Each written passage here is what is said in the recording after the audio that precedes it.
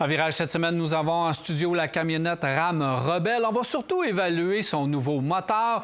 Maxime Dubois du CA Québec sera avec nous pour nous parler des essais routiers qu'on a effectués à Montréal pour les véhicules électriques, bien sûr. On va avoir aussi Mathieu Côté et Sébastien Tardy de DCF. On va aussi parler d'électrification et surtout de réparation de batteries pour vos véhicules électriques. Des nouvelles de l'industrie avec Marc Bouchard. Et à la fin de l'émission, on répond à vos questions. Tout cela à Virage dans un instant. Virage Auto est propulsé par IA Assurance Auto et Habitation.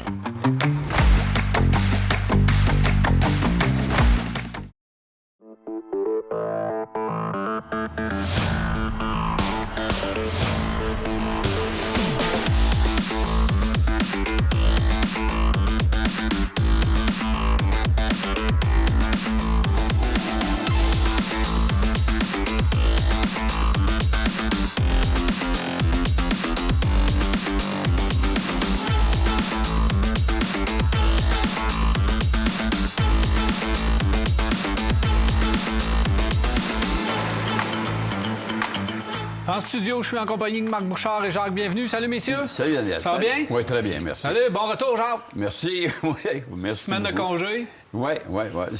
Ça fait du bien? Les corridors d'hôpital, puis les congés ici, c'est bien différent. Bon retour, Jacques. Merci. Nous avons en studio la camionnette RAM et la raison principale, c'est son moteur Hurricane que j'avais pas encore mis à l'épreuve. Bon, pour ce qui est de la camionnette, on l'avait déjà essayé, mais avec le EMI, ça ne change pas, surtout pour un beau Rebelle comme on a ici. Il est magnifique, la couleur extraordinaire. Puis, avant de parler du véhicule, il faut parler un peu de la cabine parce que c'est impeccable. C'est impeccable. Les matériaux utilisés, l'assemblage, la finition, la présentation, le système d'infodivertissement. Dans l'industrie, je pense qu'il n'y en a pas de plus efficace. Uconnect, là, c'est un des meilleurs. Wow. Avec le Lexus Interface, avec celui de Toyota, je trouve que c'est un des plus faciles d'utilisation. Facile de configurer ton téléphone, facile de t'y retrouver dans des menus. Tu sais, t'es pas comme Volvo, là, que ça te prend une encyclopédie, ça dépasse pour trouver. Ça n'a rien à voir, c'est super simple. Commande vocale, super efficace. Grand écran. Un petit peu dérangeant parce que les grands écrans, on sait que c'est pas nécessairement l'idée de génie du siècle, mais c'est quand même bien fait. Puis, écoute, je l'ai toujours dit, je suis pas du tout objectif. Le Ram, c'est mon camion préféré. Je trouve que c'est celui qui a l'air d'un camion. C'est pas compliqué, là. Il a l'air musclé, il a l'air athlétique. Surtout le Rebelle comme ça, avec les pneus en route, avec les suspensions surélevées. Qu'est-ce que tu veux de plus? Bien, peut-être une facture moins élevée. Ben voilà. 93 000 notre véhicule en studio, évidemment. Ça coûte cher, mais ils ont la recette du camion. Ils ont trouvé la recette du camion et ils l'appliquent à merveille. Quand tu regardes l'intérieur, comme tu disais, on en parlait un peu de l'intérieur, mais tu sais, tu regardes les sièges, les coutures, tous les dessins, les couleurs, du filage, du fil, c'est de toute beauté. Fait que t'embarques dans ce camion-là, puis t'as pas l'impression d'être en camion. T'es dans une voiture très, très luxueuse. Encore une fois, les matériaux, vraiment, vraiment très bien, vraiment très poussés. On peut vraiment se demander pourquoi ça fait que c'est toujours, presque année après année, reconnu comme une des camionnettes les plus belles puis les plus populaires aux États-Unis, en tout cas. Effectivement. C'est sûr que, en termes de popularité, elle est dépassée par la série F, mais n'empêche que c'est un véhicule qui, en tout cas, moi, me fait bien mon affaire. Et tu l'as dit, Daniel, la couleur du véhicule qu'on a en studio. Je suis content, messieurs, parce que d'habitude, quand c'est des couleurs un peu pas traditionnelles, vous aimez pas tellement. Mais là, je suis heureux de voir que vous avez développé vos goûts un peu. Ben oui, on ne pourra pas les développer jusqu'à atteindre ton niveau, Marc. Là. On va rester à un niveau inférieur parce que sinon, nos goûts vont être tous un petit peu trop bizarres. Mais la raison pour laquelle on conduit cette camionnette-là, c'est parce que c'est la fin du EMI. Ça fait déjà un certain temps. On n'avait pas eu la chance de conduire cette camionnette-là. On a remplacé par le moteur Hurricane qu'on avait lancé ce moteur-là dans le Wagoneer. On arrive, puis on sait très bien, puis c'était prévu qu'on allait l'appliquer un petit peu à d'autres modèles. 6 en ligne, nouvelle technologie de motorisation. Dans ce Rebelle, le mariage moteur, transmission, camionnette, c'est irréprochable. Ce moteur-là fait tout un travail. Ben, c'est irréprochable même dans le Wagoneer. Il faut dire que le Hurricane est un moteur qui, jusqu'à maintenant, remplit toutes ses promesses en termes de nervosité, en termes de puissance, en termes d'économie. Tu sais, tu l'as dit, 6 cylindres en ligne, biturbo, c'est un 3 litres qui fait quand même 420 chevaux, 469 livres-pieds de couple. C'est un monstre jumelé à la transmission 8 vitesses, mais tout ça est d'une douceur. Et ce que Jacques disait, c'est quand on conduit ça, on n'a pas l'impression d'être dans un camion. T'sais, on n'est pas dans un truck, on est dans littéralement un VUS presque de luxe. Et je pense que le moteur n'est pas étranger à cette sensation-là. Moi, je sais que, personnellement, là, depuis longtemps, que ce soit BMW ou etc., et tous les autres moteurs qui se sont construits en ligne, c'est des moteurs qui sont doux, généralement, qui sont performants et qui donnent du rendement. Et celui-là ne fait pas exception, absolument pas. Ce qui va manquer, peut-être à certains conducteurs de RAM, c'est le son rugueux du V8 qui existait. Dans le EMI, c'est ça. Eux autres, c'est ça qu'ils aimaient. Mais quand celui-là, il y a une douceur, il y a une accélération, il y a un rendement général bien particulier. Moi, je trouve que quelqu'un qui a besoin d'un véhicule comme ça, faire du remorquage, celui-là, quand tu regardes avec la grandeur des miroirs, puis après, j'imagine que tu peux mettre une motadie de belle roulotte accrochée derrière ça, et que ça va être facile à remorquer, agréable. Et la transmission 8 vitesses fait un travail extraordinaire. Je lisais que du côté américain, quelques-uns qui ont fait des essais qui disaient qu'ils trouvaient qu'elle rétrogradait un petit peu sec. Je pense tirer par les cheveux. C'est surtout, en fait, en période de remorquage. Ouais. Je n'ai pas remorqué avec le Ram Rebel, j'ai remorqué avec le Wagoneer, et c'est la sensation qu'on avait. Quand on remorquait, on avait l'impression que les changements en rétrogradation étaient un petit peu plus brusques, mais c'est vraiment parce qu'on tirait, on tirait 9000 livres à ce moment-là. C'est quand même énorme, là. C'était trop, en fait, pour le camion. Bien, c'est quand même assez exceptionnel. On a 11 300. C'est une petite réduction au niveau du remorquage comparativement au EMI. Oui. Mais pas grand-chose. Au niveau, peut-être aussi de la déception, c'est que la consommation de carburant reste à peu près la même, mais on gagne en puissance avec le véhicule. Et lorsqu'on fait de l'autoroute, c'est là qu'on va gagner un petit peu au niveau de l'économie de carburant sur autoroute. Tu vois, on annonce 9,8 sur autoroute, combiné 12,1. Fait que c'est certain qu'à 9,8, on est littéralement presque au même niveau. Le EMI faisait tout un travail, surtout avec le e-torque. Oui. On avait tout un travail aussi du côté de l'économie de carburant de ce côté-là. Alors là, on est quand même nez à nez. On va gagner de la puissance, mais là, ça va rester à évaluer au niveau de la longévité. Mais le EMI n'était pas un prix Nobel de fiabilité. Alors, j'ai hâte de voir qu'est-ce qu'on va donner avec ce véhicule-là au cours des prochaines années. Mais si on se fie à leur 2 litres, parce qu'au niveau de la construction, on a beaucoup, ça se rapproche beaucoup avec le 2 litres qu'on a lancé dans le Cherokee 2019. Ouais. C'est extrêmement fiable. Alors, j'ai hâte de voir si on va continuer dans cette direction-là. Moi, j'ai confiance. Jacques parlait de la douceur d'un 6 en ligne. C'est le cycle parfait. Quand le premier piston est en haut, le deuxième est en bas, etc., un V6, on est obligé de calibrer 2 sur le même arbre avec un contrepoids. On réussit à faire des moteurs doux, mais avec un 6 en ligne, on a quand même la perfection. C'est parfait.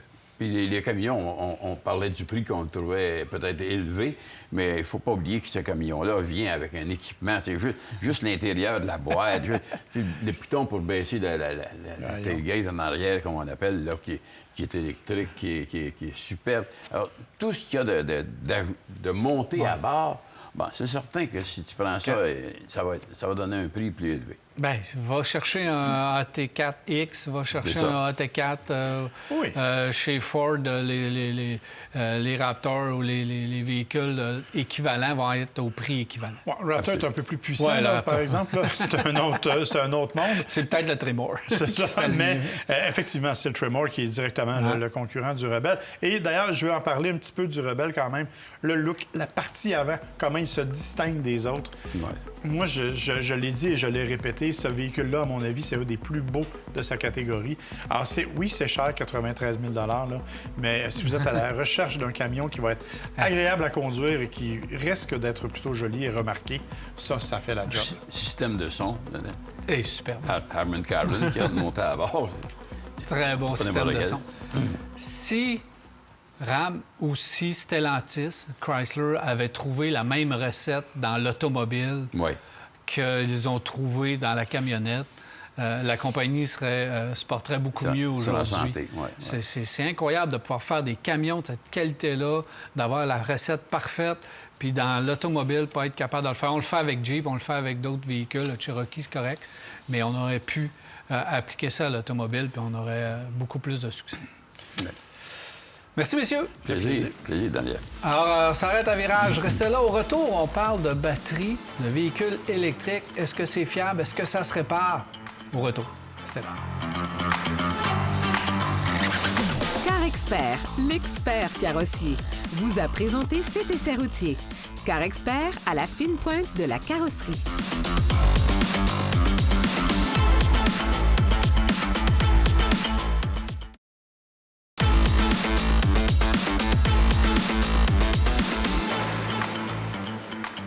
Nous voici de retour. Je suis maintenant en compagnie de Mathieu Côté ainsi que Sébastien Tardy de Pièces d'auto Alain Côté et DCF. Salut, messieurs. Hey, bonjour. Ça va bien? Bonjour, très bien, merci. Mathieu, tu es directeur général des deux compagnies. Exactement. Sébastien, tu es directeur de la formation. Et ça implique quoi, directeur de la formation? Directeur de la formation, donc je chapeaute tout ce qui est formation chez DCF. Donc, nous, notre spécialité, on donne des formations en véhicules électriques, hybrides électriques.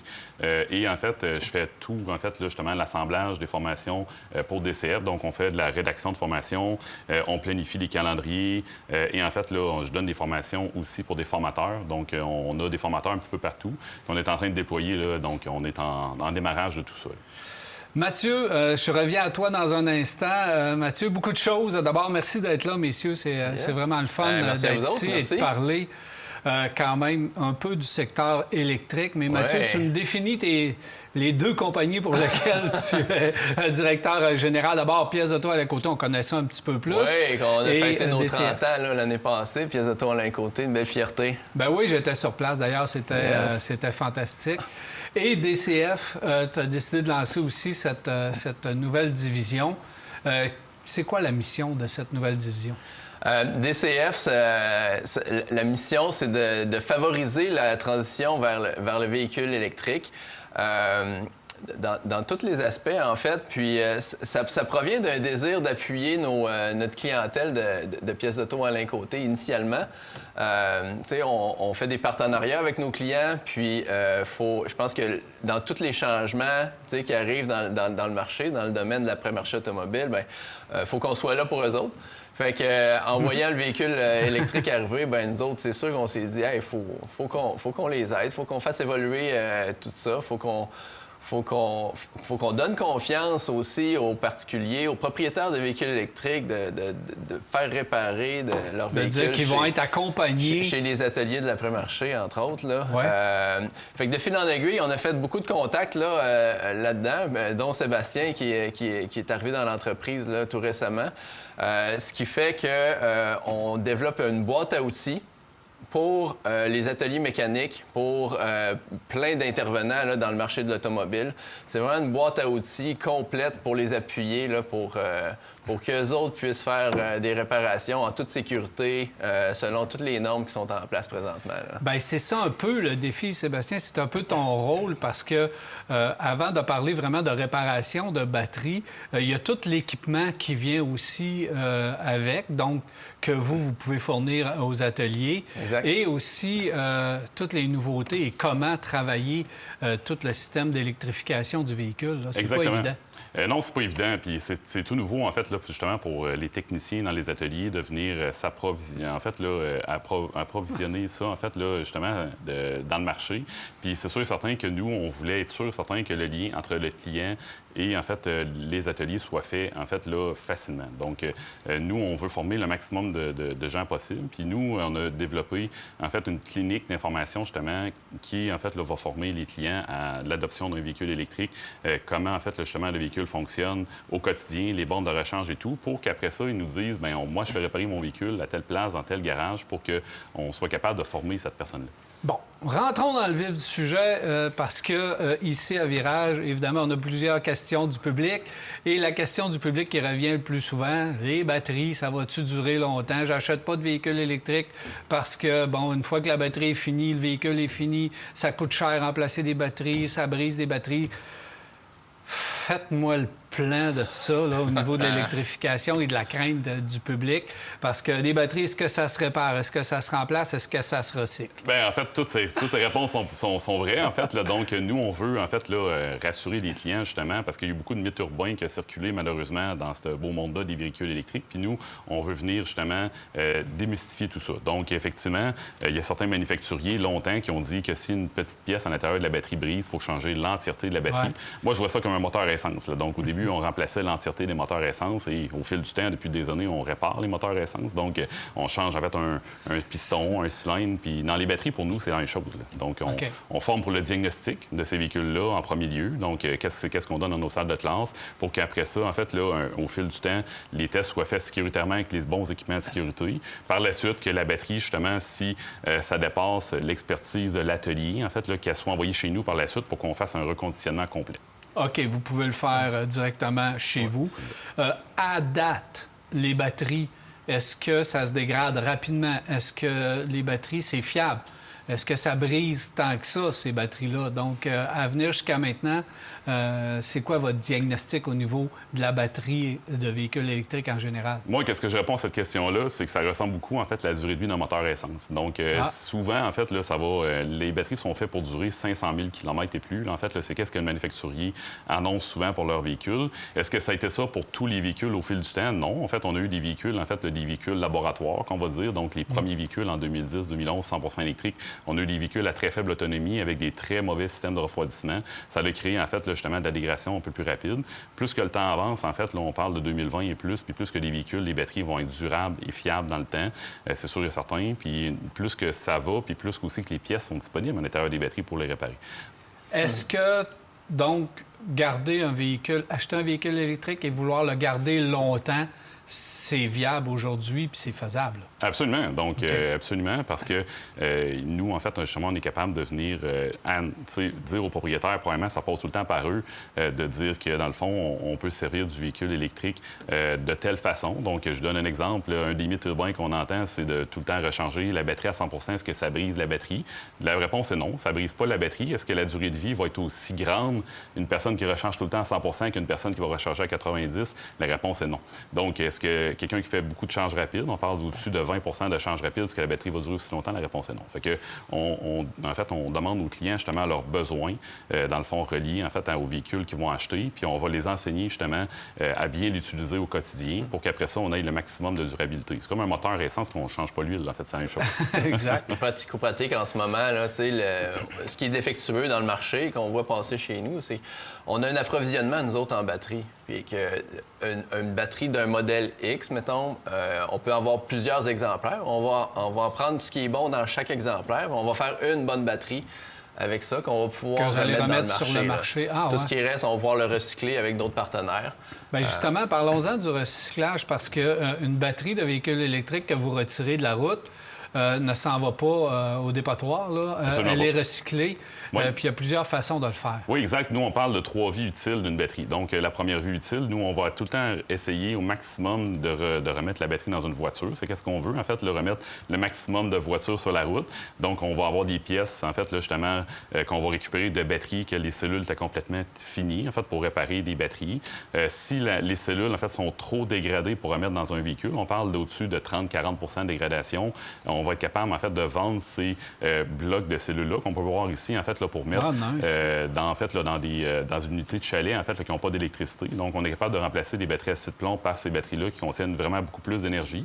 Et quand la batterie, en fait, là, est en fin de vie totalement, en fait, là, on peut l'envoyer au recyclage. Puis nous, au Québec, on est très chanceux. On a une entreprise, en fait, là, qui recycle jusqu'à 95 % à l'intérieur des batteries. Là. Fait que ça, c'est vraiment important.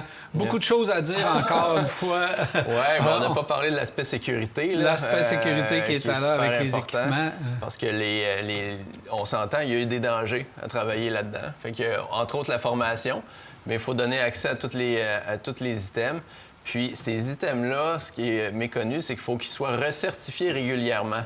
Donc, dans notre grande et belle équipe, là, on a plusieurs personnes, dont une spécialiste dans le diélectrique qui fait de la certification, qui est bien reconnue, Martine Smith, dans le domaine.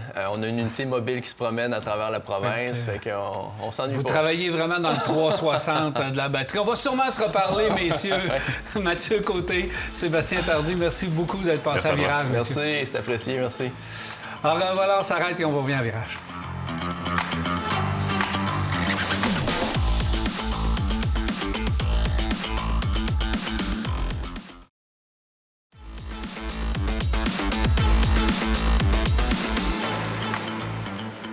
Nous sommes de retour à Virage. Je suis maintenant accompagné de Maxime Dubois, CA Québec. Salut, Max. Bonjour, Daniel. Ça va bien? Très bien, merci. Alors, Max, vous étiez au Salon de l'Auto de Montréal. Je parle du CA. Vous avez fait des essais routiers de véhicules électriques.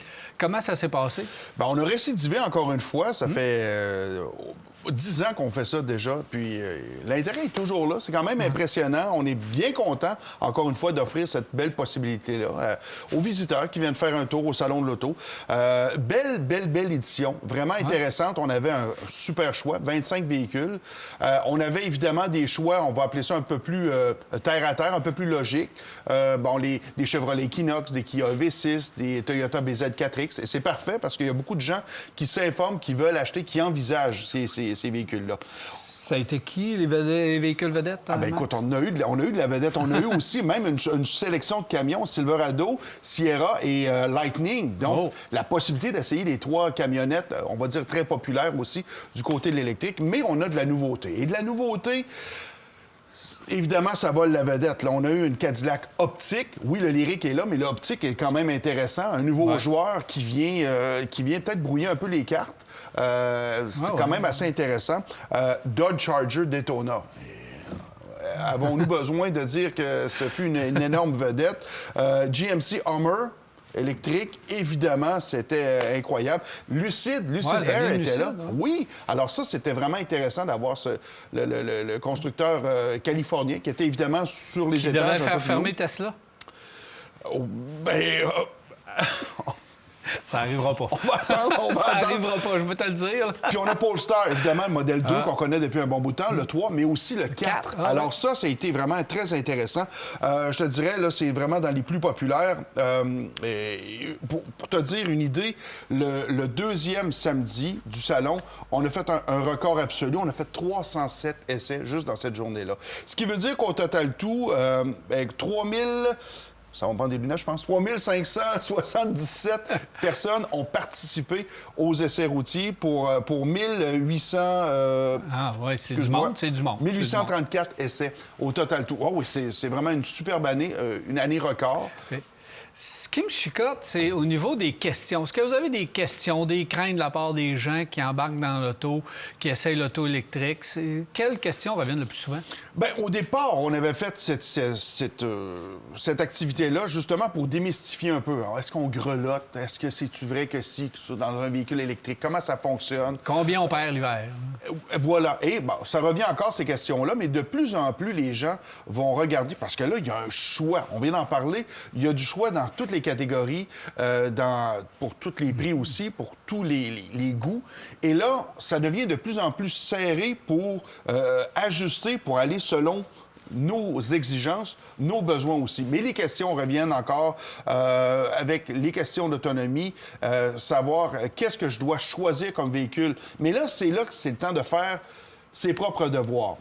Je roule 20 000 kilos par année, mais 2 personnes roulent 20 000 kilos. Peut-être une personne va faire 15 000 en ville, 5 sur la route, et l'autre va faire 15 sur la route, puis l'autre 5 en ville. Alors, c'est pas le même choix de véhicule. Est-ce qu'on est 3, 4, 5 à voyager dans le véhicule? Est-ce qu'on a beaucoup de matériel à voyager, beaucoup de bagages selon nos loisirs? Alors, tout ça, c'est primordial. Alors, les gens se demandent toujours qu'est-ce que je suis le mieux? Qu'est-ce que c'est le mieux de choisir? Mais au-delà de choisir sur la qualité,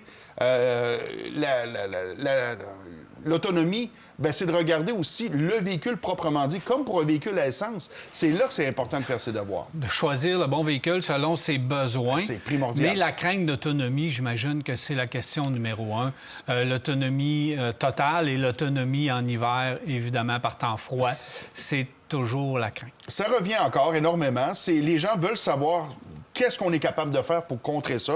On le sait, on en a quand même plusieurs trucs. On en a parlé abondamment.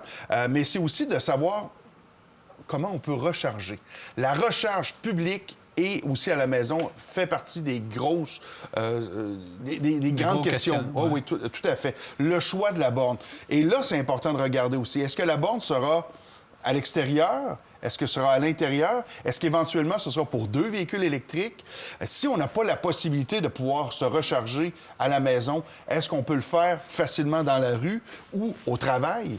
Ça, c'est vraiment des questions primordiales à se poser. Puis là, peut-être qu'on est capable de regarder pour aller fouiller pour peut-être un hybride rechargeable à ce moment-là. Peut-être que ce sera un choix un peu plus intelligent pour le faire. Beaucoup de gens veulent absolument un véhicule hybride rechargeable, mais ils ne font presque exclusivement de l'autoroute.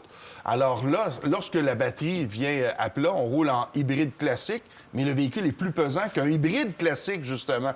Alors là, la consommation sera moins bonne. On le sait, on le dira toujours, les véhicules électriques sont beaucoup plus payants, même les hybrides rechargeables, pour rouler en ville plutôt que sur la route. Sinon, on est presque kiff-kiff, donnant-donnant. Alors ça, c'est vraiment important. Mais le choix de la borne, comme je te disais, avant, on avait quelques choix de borne. Maintenant, bon, c'est de regarder à l'intérieur, à l'extérieur. On peut regarder si elle est à l'extérieur, peut-être regarder pour avoir une facilité pour la résistance aux intempéries. Bien, des bornes fabriquées au Québec pour le Québec demeure un choix vraiment logique. Un détail qui est super important, si la borne est à l'extérieur, c'est de regarder aussi la qualité, la flexibilité du câble. Qu'est-ce qui arrive avec un boyau d'arrosage au mois de novembre? On se bat avec, hein, c'est dur. Bien, la bonne qualité d'un bon câble... Ramassez votre câble, parce que là, les déneigeurs... Les souffleuses, ils aiment ça, manger ça des fois, malheureusement. Mais ça fait partie donc des autres questions. Évidemment, il peut y avoir aussi toute la connectivité qu'on est capable d'avoir dans le choix de la borne, mais c'est important donc de faire le tour. Acheter une borne vite faite, bien faite, la moins chère Est-ce sur que le Internet... véhicule a une pompe à chaleur, pas de pompe à chaleur, ça aussi, c'est primordial. Exactement. Absolument. Ça, ce sont des questions qu'on doit absolument se poser. Puis évidemment, bien, tu me permettras, si les gens sont membres de CA, ils peuvent justement avoir un accompagnement et pour le choix du véhicule, et aussi pour le choix de la borne, mais aussi pour le choix de l'entrepreneur pour faire poser à la maison. Parce qu'un bungalow des années 70, une copropriété, un bloc appartement, bien, c'est jamais les mêmes choses. Donc, ce ne sera pas la même façon de pouvoir recharger. Absolument. Alors, plusieurs questionnements. On va en reparler, Max, au cours des prochaines semaines, peut-être pour le Salon de l'Auto de Québec à venir, évidemment, votre présence là-bas et les gens et la pertinence toujours d'aller faire les essais routiers de véhicules électriques afin de choisir le bon véhicule. Ça va nous faire plaisir, on est là pour ça. Merci, Max. Ça fait plaisir. Maxime Dubois, CA Québec. J'espère que vous avez apprécié parce que aller essayer des véhicules électriques, ça peut donner justement une bonne idée en choisir un ou pas. On s'arrête pour une pause. On va.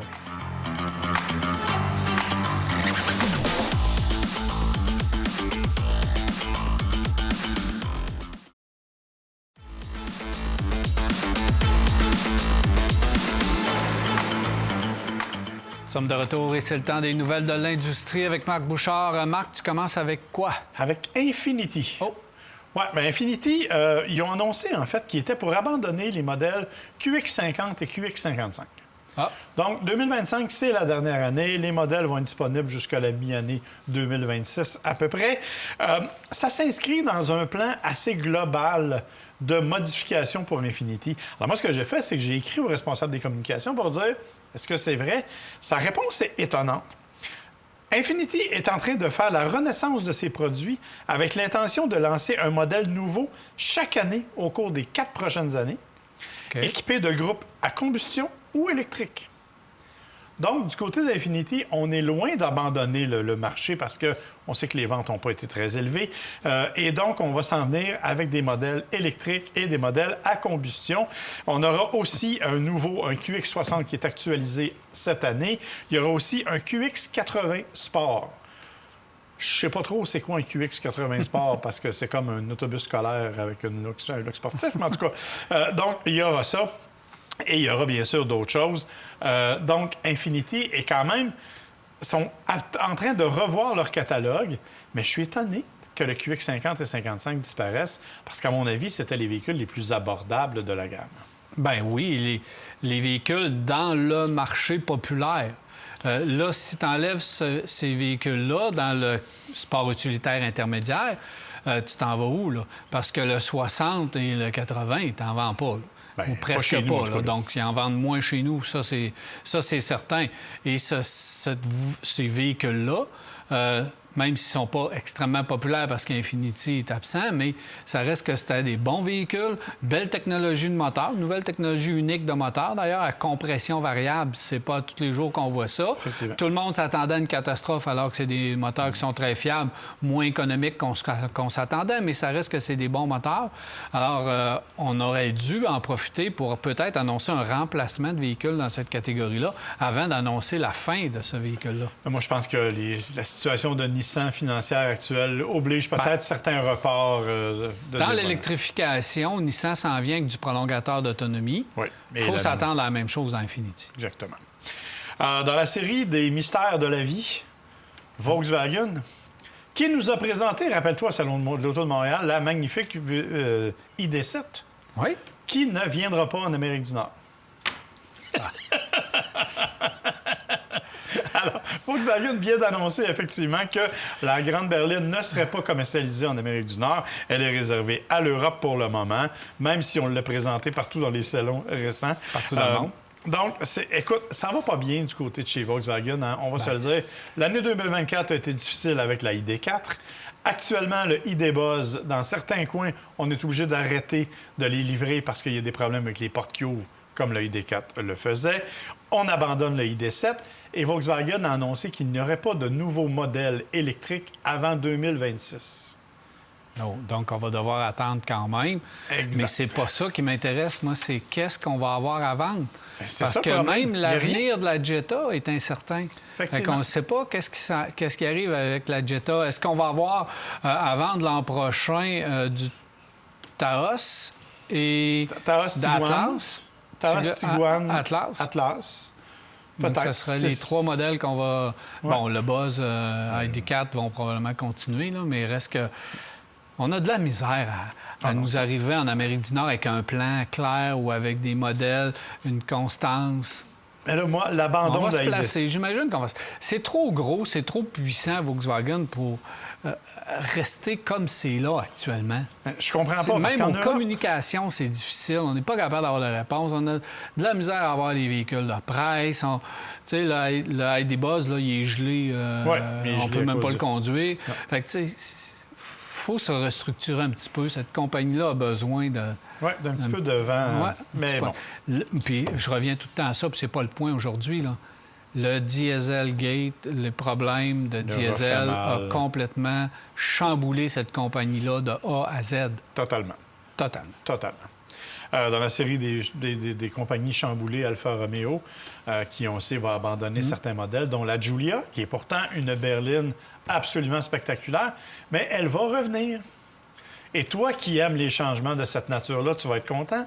Ça va être un VUS, Qu'on va appeler Giulia, hein? qu'on va appeler Giulia. C'est... Ça a été... Ah, ça... C'est le PDG d'Alfa Romeo qui a confirmé ça à l'Argus en France. Donc oui, effectivement, on va garder le nom, mais ça va Ils devenir ont un plein de beaux noms chez Alfa Romeo. Ouais, mais ils ont eu de la misère. Rappelle-toi, là, c'est quoi? C'était la Milano qui, finalement, il a été obligé de changer de nom parce que le gouvernement italien ne voulait pas qu'il utilise le nom. Bref, c'était un peu compliqué chez Alfa Romeo de ce temps-là. Alors, on prend pas de chance. On garde les valeurs sûres. Le nom de Giulia, il Fait est que là. la Stelvio et la Giulia vont rester, mais ça va être deux sports utilitaires. Exactement. Puis tu trouves ça intelligent? Je ne répondrai qu'en présence de mon avocat. En tout cas, attendons de voir. Deux nouvelles particulières. D'abord, d'un côté, on a Honda qui dit on va lancer un petit véhicule électrique à moins de 30 000 Bon, les rumeurs disent qu'il va être inspiré de, par exemple, d'un véhicule qu'on connaît déjà ou peut-être de la nouvelle Leaf. Parce qu'il y aurait l'association avec Nissan qui s'en vient. Et donc, on parle là, d'un véhicule qui serait en bas de 30 000 On ne sait pas si c'est chez nous ou si c'est aux États-Unis, 30 000 là. C'est pas confirmé, mais en tout cas, l'idée, évidemment, ce serait d'avoir une autonomie peut-être plus petite. On parle de 250-300 km. Deuxième nouvelle, Mitsubishi nous annonce qu'ils vont arriver avec un petit véhicule électrique en 2026, probablement en bas de 30 000 OK? On sait qu'ils font partie du consortium. Ben non. Et c'est ça qui est particulier. C'est que Mitsubishi a annoncé ça à ses concessionnaires lors d'une réunion la semaine dernière. Le problème, c'est qu'ils ont aussi annoncé qu'ils refusaient de se joindre à l'union entre Nissan et Honda. Au niveau de la compagnie, mais au niveau du partage de plateformes et des véhicules... C'est pas confirmé encore.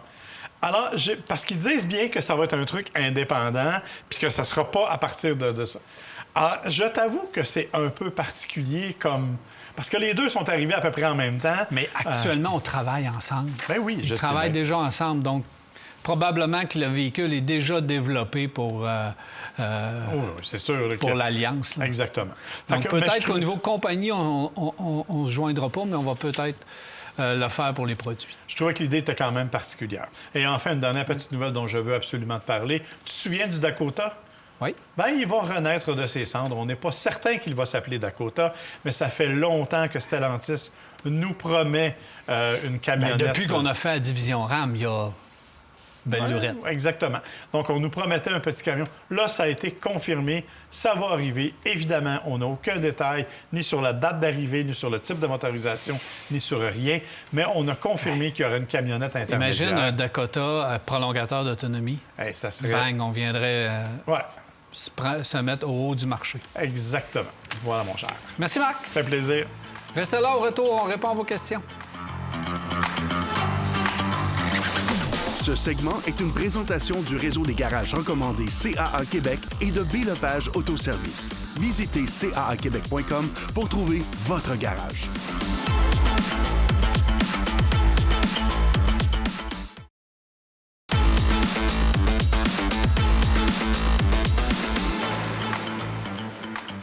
Voici de retour 670-9078, poste 230 ou encore virage@telemac.tv ou via notre Facebook. C'est une des façons de nous poser vos questions et commentaires. Et oui, déjà, c'est le temps de nous laisser vos noms pour une paire de billets du Salon de l'Auto de Québec. Alors, je vous donnerai plus de détails au cours des semaines à venir. Vous pouvez le faire des deux façons, également via notre Facebook, le Facebook de Virage. Ça va peut-être être la meilleure façon de gagner une paire de billets pour le Salon de l'Auto, parce que je veux que Marc Bouchard reste occupé. Moi qui n'ai rien à faire, justement. Alors, voilà. Alors, laissez vos noms en grand nombre. Messieurs, question du public. Monsieur Lajoie qui dit... je regarde un BMW i3 avec le réservoir d'essence. Il a 26 000 km. C'est surtout pour la ville, mais j'aime beaucoup le moteur à essence, malgré le réservoir qui est de petite taille. Pourquoi il n'y a pas plus de véhicules de ce genre? Ça, c'est la question que l'on pose à toutes les semaines. Pourquoi il n'y a pas effectivement de véhicules électriques avec prolongateur d'autonomie? Si vous avez écouté l'émission de la semaine dernière, on a parlé longuement du Ram Charger qui exactement met en évidence ce principe-là. Quant au i3, moi, c'est un petit véhicule que j'aimais beaucoup, que je trouvais le fun à conduire, mais dont l'autonomie était beaucoup trop petite. Même avec le prolongateur d'autonomie, je peux vous dire que j'ai ressorti beaucoup de mon vocabulaire religieux quand j'ai fait de chez moi à Ottawa en plein hiver. C'était pas une bonne idée. Alors, si vous faites de la ville, peut-être, assurez-vous qu'il soit pas trop dispendieux, mais l'autonomie est vraiment ridiculement basse sur ce camion, ce petit VUS-là. Pour ma part, je l'aime beaucoup. Construction, c'est un véhicule qui est construit en polymère. En tout cas, il utilise tous les matériaux qui font en sorte que ce véhicule-là peut durer une vingtaine d'années, 30 ans sur la route sans aucun problème. Le problème, c'est que vous ne pouvez pas utiliser le moteur à essence pour une longue période. C'est-à-dire des 2, 3, 4 pleins et faire de la très longue distance consécutivement sans le laisser se refroidir. C'est un petit moteur de moto où le problème est le refroidissement de ce petit moteur-là. Il y a eu quelques problèmes dus justement au fait qu'on l'utilisait à répétition pour des très longs trajets. Vous voulez faire de la ville, aucun problème. Vous allez tomber avec le moteur à essence certaines occasions, si vous n'avez pas assez d'autonomie électrique. C'est fait pour ça, c'est parfait. Vous vous déplacez à Montréal, aucun problème. Vous revenez, aucun problème. Mais faire de la très, très longue route consécutivement, c'est là que vous pouvez avoir des petits problèmes avec le véhicule. Mais encore là, il est bien fait. Les roues sont étroites. Hein? Vous avez vu le pneu? Fibre de carbone, en plus. Des pneus de fatback. Fibre de carbone, bois recyclé à l'intérieur. Ah, c'est vraiment un très, très beau véhicule, vraiment le fun. Mais comme je vous dis, c'est vraiment le problème, c'est l'autonomie. Et le prix à l'achat aussi qui était c'était très élevé. Pourquoi il n'y en a pas plus? Vous allez voir dans l'avenir. Je pense que c'est la solution que les fabricants ont trouvée pour justement relancer un petit peu l'électrification. Monsieur Drolet, une facile pour, j'imagine. Le Cybertruck ou le Sierra EV? Écoutez, moi, je ne peux pas recommander le Cybertruck jamais. Pas avec la liste de problèmes que l'on voit, pas avec tout ce qui vient avec les problèmes de Tesla. Et le Sierra EV, c'est vraiment un camion. C'est le véhicule. Ah oui, c'est un camion. Sierra, c'est le véhicule, selon moi. Puis qu'on le veuille ou pas, Tesla ont lancé ce camion-là, puis tout le monde était un peu excité de le voir. Mais finalement, à l'utilisation, au rendement général, au look, tu finis par te tanner de ça. Le Cybertruck, c'est la Smart du camion. C'est le char que tout le monde regarde. C'est un bon rendement. C'est un véhicule qui a un bon rendement. Si vous voulez passer, vous voulez ne pas passer inaperçu, justement, c'est le véhicule parfait pour ça. Il va être assez durable. Mais si vous voulez vous retrouver dans un camion relativement normal, avec beaucoup d'autonomie, parce que le Cybertruck a moins d'autonomie, on l'oublie souvent, là, mais c'est 500... On va dire 500, 530 quelques, mais c'est 500. C'est bon. C'est quand même bon, mais il faut aller jusqu'à 700 avec la Sierra EV. Là. Et la capacité... Sans avoir de batterie ajoutée dans le Cybertruck, pour avoir 700, il faut ajouter une batterie. Puis le Sierra, c'est quand même une capacité de travail aussi. Là. Absolument. C'est pas... c'est un vrai camion pick-up. C'est pas un jouet. Là. Sur les chiffres, ils se ressemblent, sauf l'autonomie, mais pour mon choix, va avec le Sierra également. Le nouveau Sorento 2025, modèle pas mal de base, donc on choisit une version de base. À ce prix, il doit faire 8 ans. C'est possible de faire 8 ans avec un Sorento. C'est entretien recommandé par le fabricant, puis amusez-vous. Absolument, absolument. Ils ont des bonnes carrosseries, ils sont en général assez bien protégés. Si on les protège, nous, ici, au Québec, on les protège en surplus et qu'on les fait vérifier à tous les ans au niveau de la rouille, c'est ça. Mécaniquement, ben là, je pense qu'on n'a même pas besoin d'en discuter. Ça fait le travail. Puis il est beau en 2025, ils ont changé le modèle. Oui, c'est ça. Ils l'ont amélioré un peu au niveau physique. Là, fait qu'effectivement, il est un... Une autre facile, Honda CR-V hybride pour 5 à 7 ans, en achat. Honda CR-V hybride pour 5 à 7 ans, pas de problème. L'achat à 52 000 ça me fait un petit peu friser, je vous dirais. Je trouve qu'il garde le valeur de revente. Oui, mais c'est cher. Une Rolls-Royce aussi, ça garde sa valeur de revente, mais c'est 500 000 pareil. Je veux dire, je trouve qu'il est très cher, mais c'est un véhicule que vous allez conserver. Et comme Daniel l'a dit, c'est un véhicule qui va garder sa valeur de revente. Mais je trouve c'est un hybride branchable, ça? Non, c'est un hybride standard. Quand un hybride standard, là, tu payes pour le standard, là, je vais te dire quelque chose, tu vas pas chercher d'économie. Ah, c'est pas... tu gagnes de la douceur. Ouais. Tu gagnes beaucoup de la douceur. Ouais. Puis en général, sont plus fiables encore, les véhicules hybrides, que les véhicules à essence dans les mêmes versions. Fait qu'on peut se rabattre là-dessus, mais il va garder une grosse valeur de revente. Fait que avec un bon entretien, je pense que ça peut faire le travail. Mais vous pouvez acheter le régulier aussi. Oui. C'est ça, exactement. Ioniq 6, est-ce que c'est une bonne voiture? Mes voyages sont à Montréal aux 2 semaines avec une Ioniq 6. Aucun problème pour la Ioniq 6. L'autonomie, elle est là pour vrai. La Ioniq 6, son problème, c'est l'espace intérieur. Il faut que vous soyez prêt à ne pas utiliser ou très peu le siège arrière. Moi, j'ai mon grand fiston de 6 pieds 3 qui n'est même pas capable de se déplier au complet quand il est assis sur le siège arrière parce que le toit est trop en pente. Et la valise, écoutez, c'est une Miata. Mais c'est pas caché.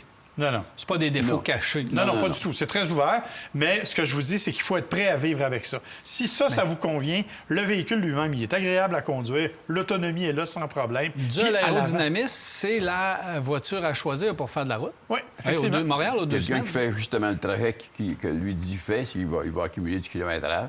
C'est le véhicule qui est le plus intéressant actuellement sur la route. Et si on se fie à ce que Hyundai nous dit, entre la Ioniq 5 et la Ioniq 6, avec la même motorisation, même batterie, vous faites 100 km de plus avec la Ioniq 6, à cause du design et tout. Intéressant. Qui est faite pour la route. Oui, mais comme je vous dis, il faut être prêt à vivre avec ce compromis d'espace. En avant, il n'y a aucun problème. Mais en arrière, puis la valise, c'est une autre affaire. Je pose même pas la question. Corolla Cross hybride all-wheel drive, oui, sans problème. oui.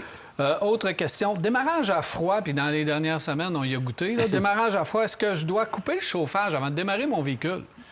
En théorie, c'est recommandé. Effectivement, Enlever le siège chauffant, enlever tout ce qui tire de... du jus de la batterie 12 volts, en fait, vous allez aider votre voiture.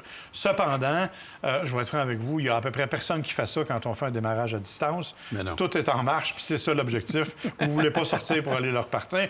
Mais oui, effectivement, ça va ménager votre voiture un peu si vous êtes capable de le couper. Mais... Bien, c'est ce qu'on devrait faire par temps très froid. Plus le véhicule avance en âge et en kilométrage, mieux c'est de le faire. Véhicule neuf, ça ne change pas grand-chose. La batterie est neuve, elle tire assez d'ampérage. Mais quand le véhicule prend de l'âge... Mais moi, quand je vois les températures qu'on a eues, depuis que mon véhicule est dehors pendant une couple d'heures, là, j'aime ça m'asseoir à la chaleur en dedans. C'est ce que je dis. On est tous pour la vertu, mais on aime bien le confort aussi. Là. On va vous dire que oui.